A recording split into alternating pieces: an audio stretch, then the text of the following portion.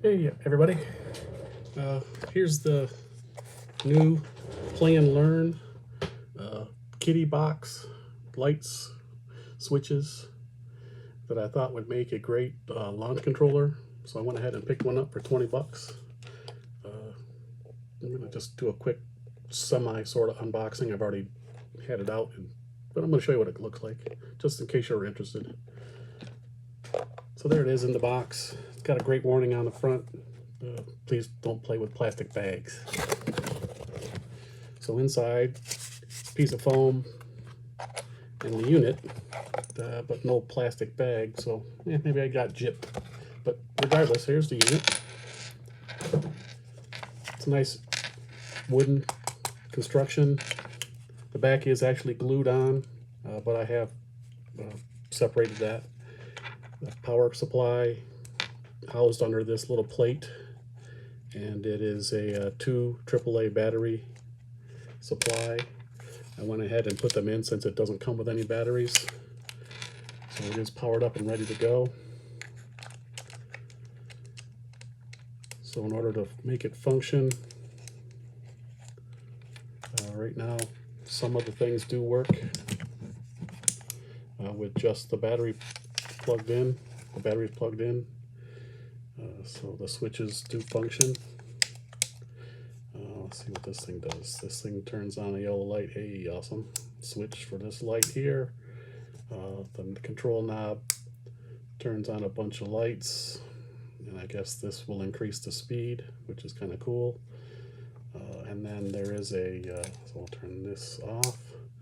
I'll unplug that, and just to keep the battery from draining. And there is a an on-off key switch here. Let's see, smarter than a kid, maybe. There we go. So I'll turn that on. The light does light. Okay. So all the little bits and pieces function. So in my mind, that's $20 worth of switches and lights just by itself. So if you wanted to use this as the basis of a do-it-yourself box, you can't go wrong with just the 20 bucks. But the back is glued on, just a piece of light ply, and it's got a really nice board inside where all the controls are hooked to. It appears everything's plugged in on a JST type connector, relatively quick and easy to move if you wanted to play around with it. There's lots of ways to mess with this. If you don't mind soldering, you could jump in here and grab some power or some other things.